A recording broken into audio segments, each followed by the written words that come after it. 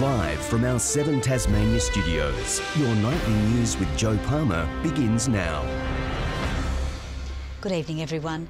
The state's treasurer has revealed Tasmania's budget is expected to take a major revenue hit from next month, amounting to $560 million. Despite Labor's claims the news signals the end of the golden era, the government says it won't slow investment. The election catch cry was that our state budget was back in the black, but that might be different when it's handed down next month. Revealed in state parliament, the budget's likely to be $560 million worse off because of lower GST revenue and less income from stamp duty. We have received around a $500 million revenue write-down over the forward estimates. We will have to make some hard choices, Madam Speaker. We will have to cut our cloth to suit our circumstances, Madam Speaker. Our fear is that it will be the people of Tasmania and the services that they rely on that will suffer as a consequence of Peter Gutwin's budget mismanagement. He has no one to blame but himself. The Treasurer questioned whether the government would deliver a surplus for every year of the forward estimates. The reply, the budget will be balanced and infrastructure investment will remain at a record level. We will do the right thing by Tasmania, Madam Speaker. We will manage the budget sensibly, we will manage it responsibly, Madam Speaker, but there will be difficult choices to make. Peter Gutwin declared a golden age for Tasmania, and yet today it's been proven to be fool's gold. He's outlined the fact that there is forecast deficits and debt as far as the eye can see. The TCCI agreeing with the government a larger pay rise than already being delivered to public sector workers isn't feasible. It's a good opportunity now for us to do a strategic review of our public service and ensure that, again, we can build a service that Tasmania can afford and it needs. The government shouldn't hold them to ransom because Peter Gutwin and Will Hodgman have got their priorities wrong and have squandered the good times here in Tasmania. Now we cross to Louise Hedger. She's joining us with some developing news out of State Parliament tonight. Louise, good evening. What's happened in the House of Assembly this afternoon? Joe, not much happened there this afternoon, and that's the problem. About 2 hours ago, seemingly without warning, the Speaker, Sue Hickey, adjourned the House. The exact reason why is still a mystery. It may have something to do with controversial transgender reforms that were due to come back into the lower house, but hadn't been introduced by the government. The government doesn't support those reforms, but Sue Hickey does. Now, in the last half an hour, the parliamentary proceedings have resumed, but there's still no explanation on the delay tonight.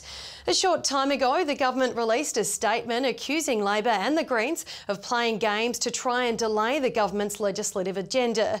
Joe, with Parliament on again tomorrow, hopefully we'll learn more about the mystery adjournment.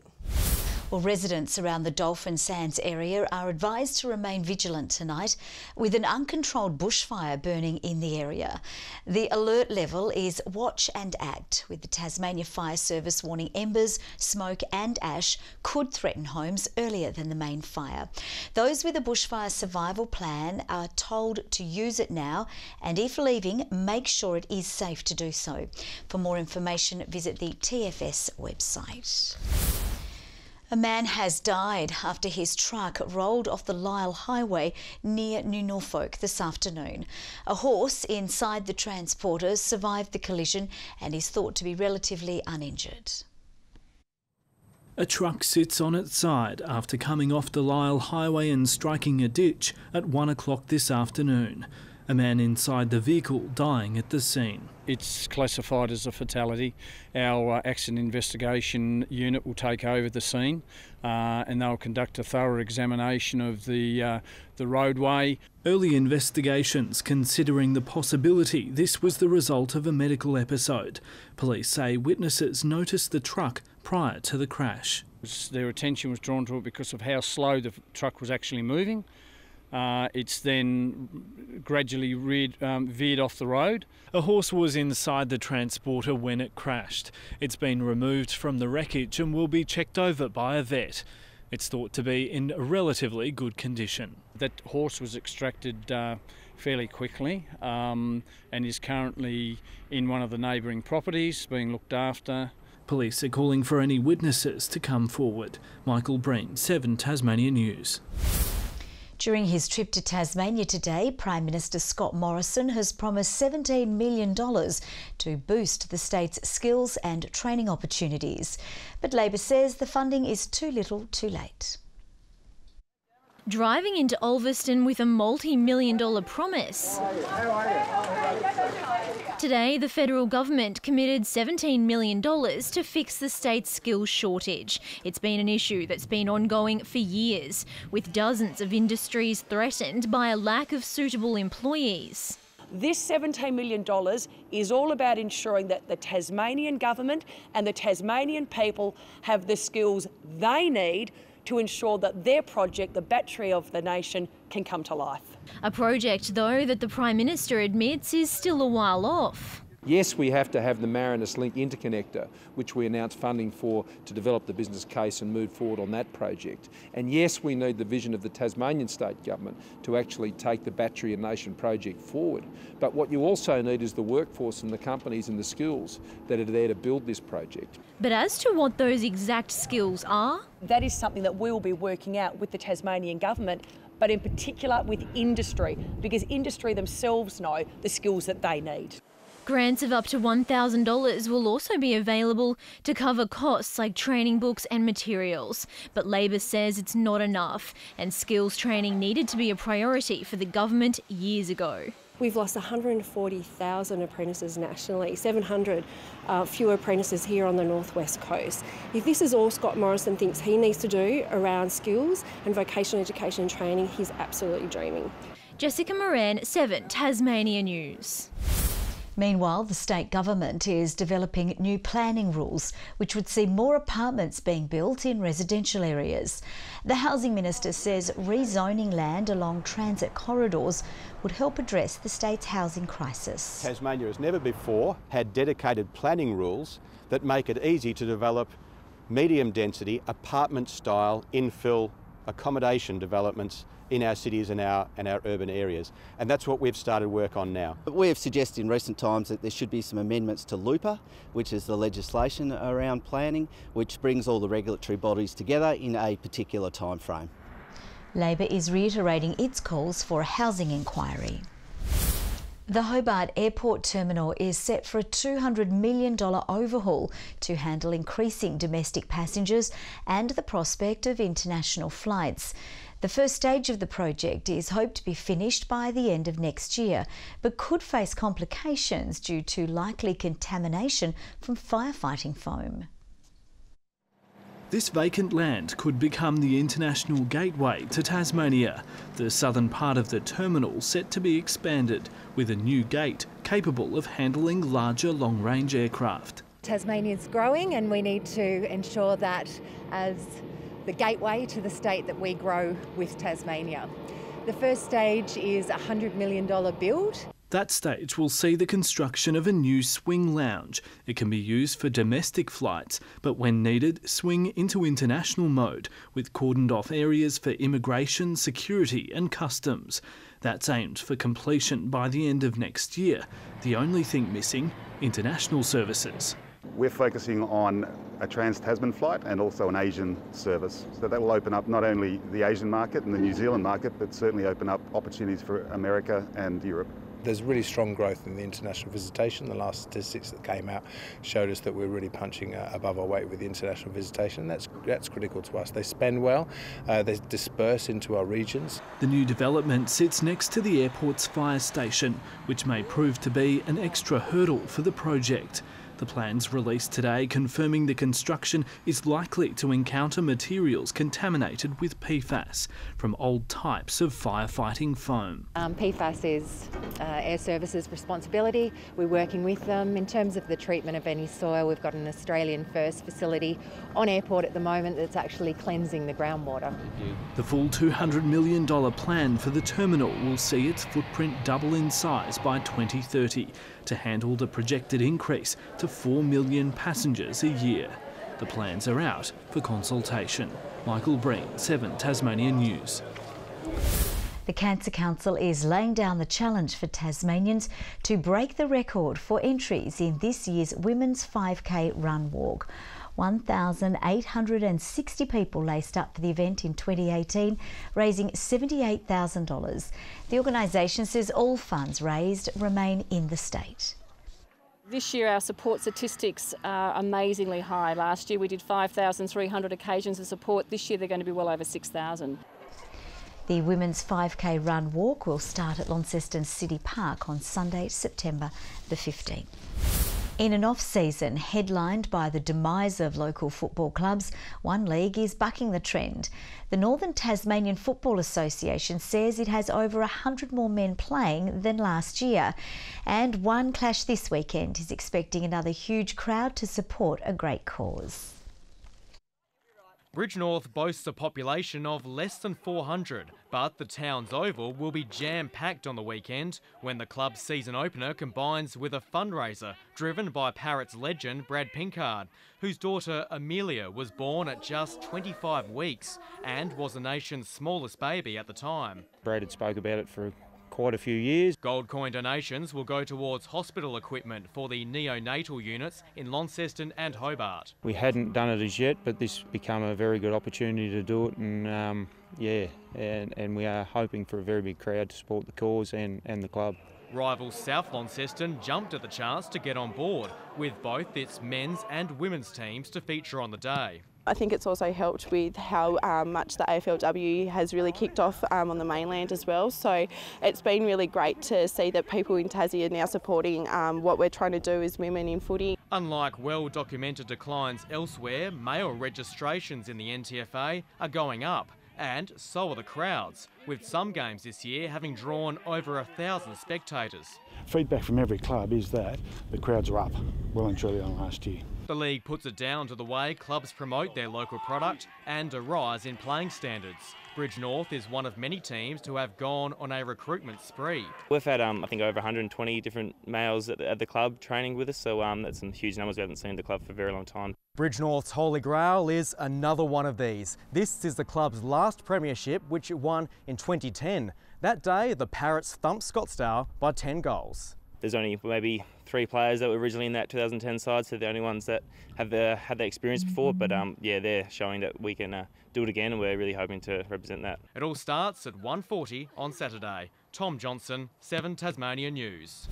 Tasmanian business leaders will soon go on a unique blind date as part of a fundraising challenge for Guide Dogs Australia.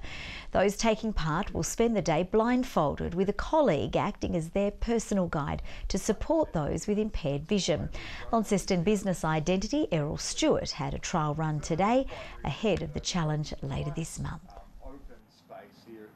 There's probably nothing much more that could impair you, so to try and help that cause, to raise some money for general awareness. Appealing to your CEOs and bosses of big businesses. They've got lots of networks that they can network with. It costs upwards of $35,000 to train a guide dog, with 21 currently working in the state. It's shaping up as the most exciting and competitive TSLW seasons yet, with the addition of 2 new teams who will be keen to show they belong in the competition, while reigning premiers Glenorchy are confident they can go back-to-back. Heading into 2019 with the target on their backs, the Pies skipper says the club is up for the challenge. There's a lot happening at the club this year, so there's a lot more to focus on. The premiership was great, it's been a long time coming, but we're 100% focused on this year. Clarence head into the season with unfinished business, having fallen short by just 2 points in last year's grand final. We're feeling fresh, we've got some new bodies on the team, so we're really excited.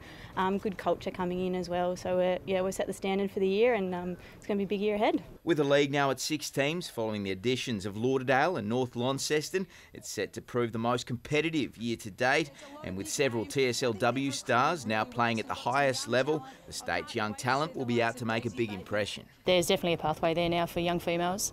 It's exciting. There's a lot of young girls that are hitting the track and they can't wait for round 1, so yeah.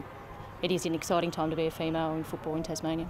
We've got a really young squad of players, which brings that element of enthusiasm, and I guess because for a lot of them they haven't played in a state league match, it gives that air of excitement. The season kicks off with an Anzac Day clash between Glenorchy and the Tigers, with each side taking to the field at UTAS Stadium the following weekend for a triple header.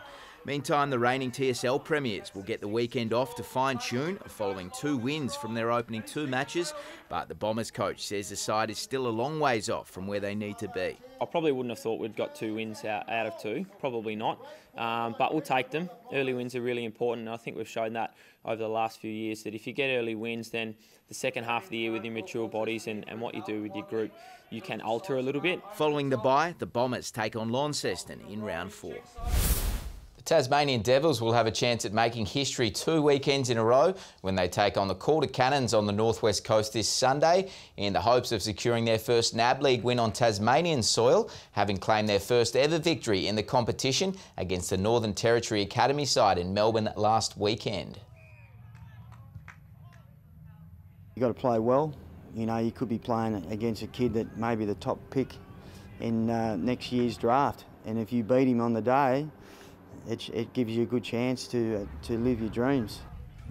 Sunday's match begins at midday at Penguins Dial Park. Things are heating up in the Hockey Tasmania Premier League following another interesting round of results. Ladder leaders North West continued their dominance on the competition with a 7-0 win over Diamondbacks to make it 4 from 4. Derwent are breathing down their necks, having claimed 3 wins from 4 matches thanks to a 4-2 victory over University, while Canterbury claimed bragging rights in a hard-fought 2-1 win over OHA. The league goes on a break for a few weeks now to make way for the Under-18 National Championships, which began at the Tasmanian Hockey Centre today. Marianne Titmus suffered a rare defeat in the pool this morning in the 200 metres freestyle preliminaries, finishing up in 2nd place behind Madison Wilson. But it was enough to still enough to see her qualify for tonight's final, where she'll face off with fierce rival Emma McKeon. Fellow Tasmanian Jack Evans failed to qualify for the men's 100 metre breaststroke final, finishing in 20th spot overall. Overnight para-swimmer Jacob Templeton came 2nd in the 100 metre backstroke event, multi-class event, but placed 7th after classification times were adjusted. Good evening. Temperatures today range from -2 on Mount Wellington to our high of 18 at Eddystone Point. Hobart and Devonport 16 today, Launceston 17 and Burnie 15 degrees. St Helens and Friendly Beaches 17, Flinders Island 16, King Island along with Smithton and Low Head 15, Strawn and Ouse 14. A few showers today as well, mainly over the west, with Mount Reid the highest fall of 16 millimetres. Now most of the state found the low-level cumulus cloud today. However, the north and northeast of the state missed most of any wet weather. Now that same cloud is affecting Victoria and South Australia under that high pressure zone. Tropical cyclone Wallace lies off the north coast of WA and is moving offshore, which is good news. Cloud and thunderstorms remain over the top end due to the monsoon trough. Little more cloud streaming over central Australia. Tomorrow, the high starts to dominate most of the country. A surface trough still sits over the far west.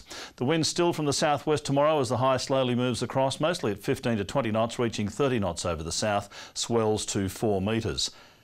A strong wind warning is current for waters between Tasman Island and Low Rocky Point. A frost warning for parts of the central north, Midlands and east coast. So a cool night tonight for most of Tasmania. 7th over Hobart, a cloudy day tomorrow and 16, 15 the top for Geeveston. Bit of cloud for Bothwell, a cool night, 13 the maximum. Launceston, mostly sunny after a cold start, 3 overnight, 19 tomorrow, 17 the high for Devonport and early frost for Cressy, -1, warming up to 17 later. 16 for Burnie, 15 for Strawn with shower in the west, possible shower on King Island too, 16 for Curry. And for the east, St Helens mostly sunny, 18 degrees, 18 for Swansea, partly cloudy for Orford and 17. To Thursday, partly cloudy again with the chance of a light shower over the west and far south. Fine and sunny over the southeast on Friday, however a possible shower over the west and central north. Showers developing over the west and south to start the weekend. Those showers spreading statewide during the day before easing later. A mostly sunny 29 in Perth tomorrow. A morning shower clearing from Melbourne. Fine in Sydney and Canberra, but a shower forecast for Brisbane and wet weather and storms over Darwin. And it's already starting to cool down here. 10 degrees in Hobart, 12 in Launceston, Devonport currently 11. Tonight, the coldest night this week, Jo, so a little bit of warming overnight for the next couple of days. All right, thanks so much for that, Murph. That's all from the team for now. Have a lovely evening. We'll see you a little later. Bye-bye.